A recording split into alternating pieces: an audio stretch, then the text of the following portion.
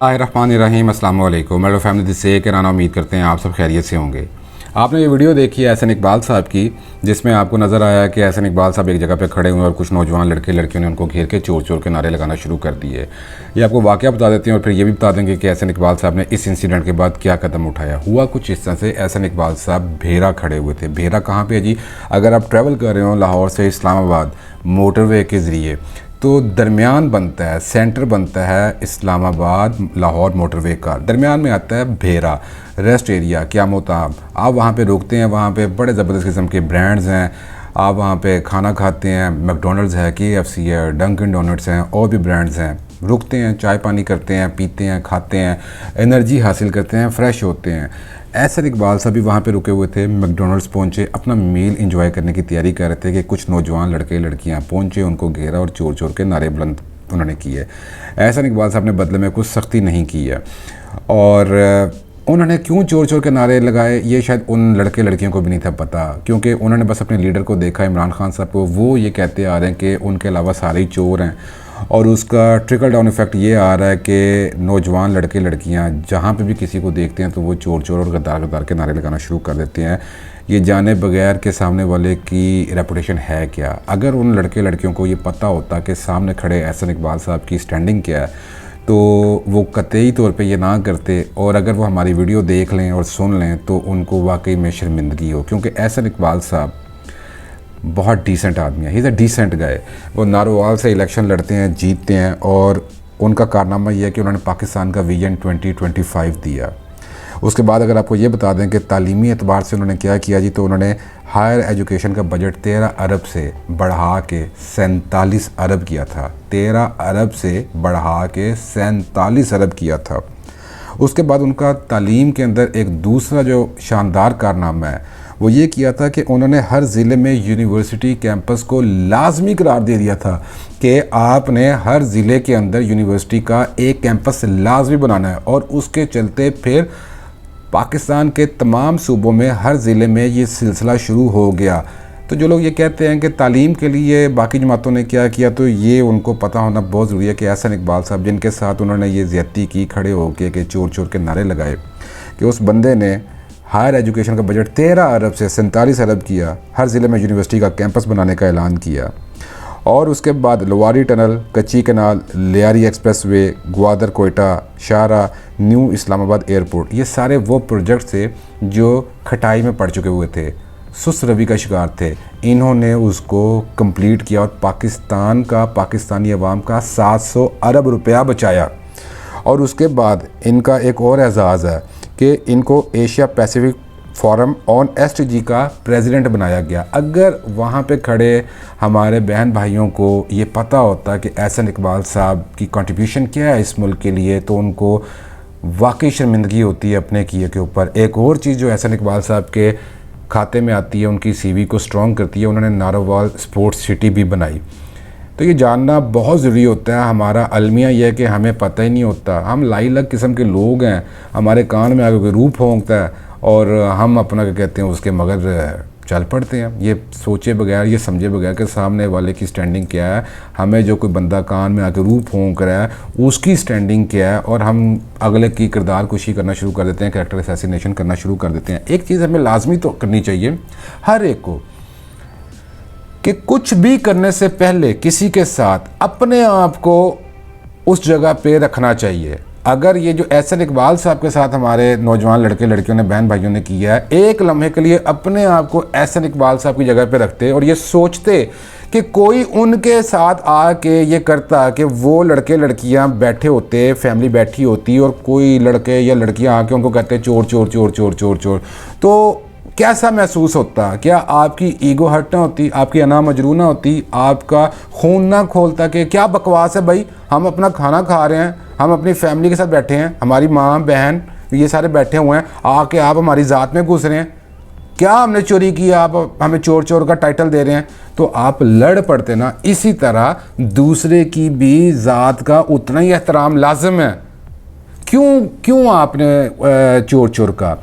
अगर आपको ये लगता है कि खान साहब ने एक नैरेटिव इस्टेब्लिश किया, इमरान खान साहब ने, हम सब इमरान खान साहब की इज़्ज़त करते हैं, कौमी हीरो हैं वो, उन्होंने एक नैरेटिव इस्टेब्लिश किया कि जी उनके अलावा तमाम चोर हैं।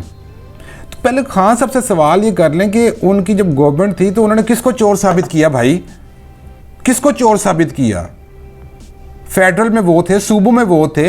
और दूसरी बात, हमें डुअल स्टैंडर्ड से हटना चाहिए। ये जो हमारे दोहरे म्यार होते हैं ना कि हमारे अपने प्यारों के लिए सात खून माफ़, दूसरे की इतनी सी गलती भी रगड़ दो उसको। तो देखिए, राणा सनाउल्लाह साहब के ऊपर शहरयार आफरीदी साहब ने मंशियात का केस बनाया। सारे चीखे कि यार ये झूठा केस है।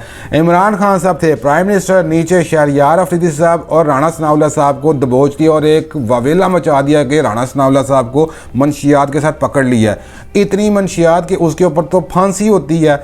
और ये हुआ जी कि वीडियो है और तबाही हो जाएगी, राणा सनाउल्लाह स्मगलर हैं जी, ये है वो है, और वो पूरी ज़िंदगी बाहर नहीं आ सकेंगे। क्या हुआ उस केस का? वो वीडियो कहाँ पे है? उस केस का बना क्या? तो आप मुझे एक बात बताएं, रीसेंट पास्ट में पीटीआई के ही सीनियर पॉलिटिशियन फवाद चौधरी साहब ने ऑन रिकॉर्ड टीवी में बैठ के एडमिट किया है कि वो झूठा केस था।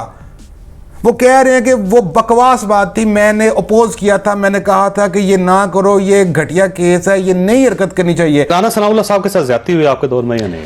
राणा साहब के साथ जो है वो बिल्कुल उनके साथ ज्यादती हुई और वो केस जो है वो नहीं बनना चाहिए था। आफरीदी साहब याद नहीं है जो कहते जान अल्लाह ताला को देनी है, उन्होंने हल्फ उठाया प्रेस कॉन्फ्रेंस में भी, कभी समझ गलत किया। शायद आफरीदी साहब ने गलत किया, बिल्कुल आपने रोका था, मना किया था आपने? मैंने तो बिल्कुल मना किया था। मैंने ये कहा, मैंने जब उनसे क्वेश्चन ही किए तो मुझे पता था ये केस बिल्कुल फजूल है। और वो आपका ख्याल है गलती हुई, नहीं करना चाहिए था, कभी भी नहीं करना चाहिए। तो आप अब शहरयार आफरीदी साहब को ढूंढ के क्यों नहीं कहते झूठा झूठा झूठा झूठा? और under the leadership of Imran Khan साहब ये हरकत हुई थी, तो आप क्यों नहीं कहते झूठा झूठा झूठा? आपको उन्होंने क्या किया कि बाकियों के चेहरों से नफरत डाल दी, बाकियों की सोच से नफरत डाल दी। इसलिए आपको ये लगता है कि उनके अलावा बाकी सारे जो है ना वो चोर हैं। फवाद चौधरी उन्हीं की पार्टी के बंदे ऑन रिकॉर्ड टीवी बैठ के ऑन एयर आके वो कह रहे हैं कि वो बकवास भोंडा केस था। तो आप वहाँ पे दोहरा बयान क्यों दिखा रहे हैं? फिर दूसरी बात, राणा सनाउल्लाह को जब फेंका गया जेल में तो नीचे चटाई बिछाई गई, चीनी फेंक दी गई ताकि कीड़ियाँ आएँ, चींटियाँ आएँ और वो उनको काटे। वो वीडियो बनती थी और वो इमरान खान साहब को दिखाई जाती थी, वो मुस्कुराते थे। क्या ये इंसानियत है? आज इमरान रियाज खान साहब ज़ेर अताब हैं, उनके साथ अपना सख्ती बरती जा रही है, तो बहुत ज़्यादा हमारी ना इंसानियत जाग रही है कि नहीं जी बड़ी ज़्यादती हो रही है। और इमरान रियाज खान साहब की एक वीडियो निकली है उनके सेल की कि वो लेटे हुए हैं, वो ये कि जी ये जुल्म का जो दौर है ना ये ख़त्म होना चाहिए।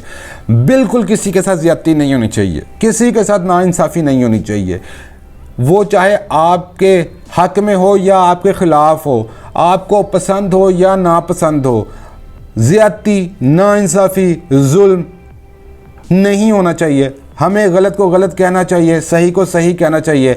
हमें सवाल करना चाहिए कि जब मोहसिन बेग सहाफ़ी था इमरान खान साहब के टेन्योर के अंदर, और क्यों उसको फेंटा लगाया गया था और किस बात का पर्चा काटा गया था, क्यों उसको अंदर फेंका गया था, क्या केस झूठा उस पर बनाया गया था? तब कहाँ थी हमारी गैरत? तब क्यों नहीं हमने झूठे झूठे के नारे लगाए? तब हमने क्यों नहीं चोर चोर के नारे लगाए? क्या कसूर था मोहसिन बेग सहाफ़ी का? दूसरा, नवाज शरीफ को हम कहते हैं कि मुल्क से भाग गया, मुल्क से भाग गया। किसने भगाया मुल्क से उस बंदे को? वो पाकिस्तान में बैठा हुआ था, अदालत में था, ऊपर हमारे प्राइम मिनिस्टर इमरान खान साहब थे, पंजाब में उस्मान बुज़दार साहब थे, यास्मीन राशिद साहिबा हमारी हेल्थ मिनिस्टर थी। तो वो किस तरह यहाँ से जहाज़ में बैठ के चले गए? तो पूछे ना इमरान खान साहब से। इमरान खान साहब मतलब इतना हमारी अकलों पे पर्दा पड़ गया। इमरान खान साहब आके कहते हैं नवाज शरीफ मुल्क से भाग गया। लीडर मुल्क से भागते थोड़ी है सरकार। वो गया कैसे? वो जेल में से उड़ गया।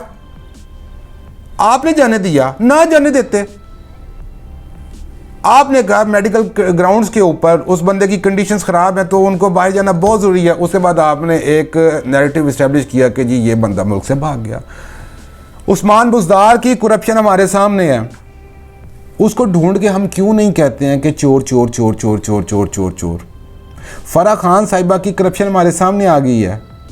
2 करोड़ की ट्रांसफ़र पोस्टिंग हो रही है, करोड़ की हो रही है, 3 करोड़ की हो रही है, 4 करोड़ की हो रही है। और हीरे की अंगूठी हीरे के सेट, सोने के सेट, ये सारी करप्शन हमारे सामने आ रही हैं।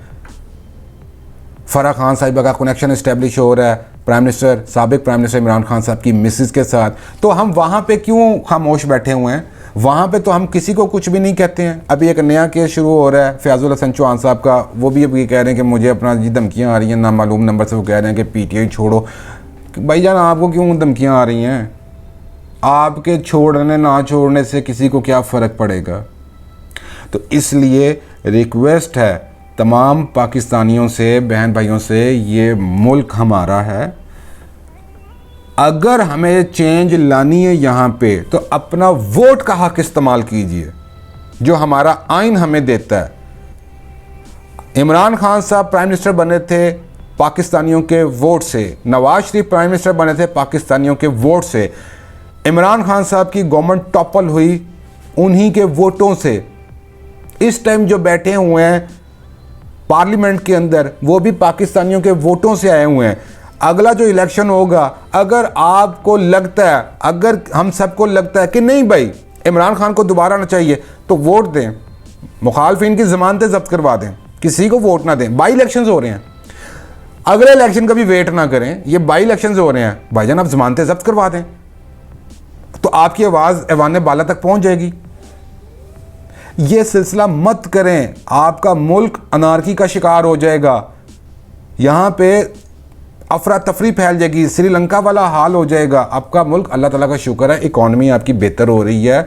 हम ख़तरनाक हद तक जो पहुँच चुके हुए थे, निचली सतह तक जो हमारी हालत हो चुकी हुई थी, हम बेहतर होना शुरू हो चुके हुए हैं। इसको एक दफ़ा ठीक कर लें, अल्लाह ताला खैर करे। ये दुश्मन मुल्कों की साजिशें हैं कि हमारा यकीन हमारी फ़ौज से हटाया जाए, हमारा यकीन हमारे इदारों से हटाया जाए, हमारा यकीन हमारे लीडरों से हटाया जाए, हमारा यकीन हमारे लोगों से हटाया जाए, हमारा यकीन आपस में ख़त्म कर दिया जाए। हम लड़ें, गली कूचों मोहल्लों में लड़ें, खून की नदियां बह जाएं और फिर वो आके हमारे ऊपर बैठ जाएंगे। हमारे असासे एटॉमिक के जो हैं, न्यूक्लियर के, वो ले जाएं और हम उनके भाड़े के टट्टू रह जाएं।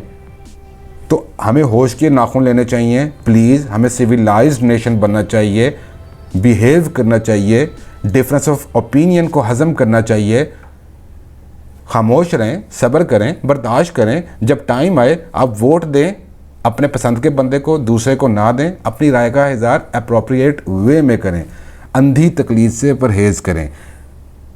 अगर आपको वीडियो पसंद आई है तो काइंडली लाइक कीजिए, कमेंट कीजिए, शेयर कीजिए। हमें अपनी दुआ में याद रखें। अल्लाह हाफिज़।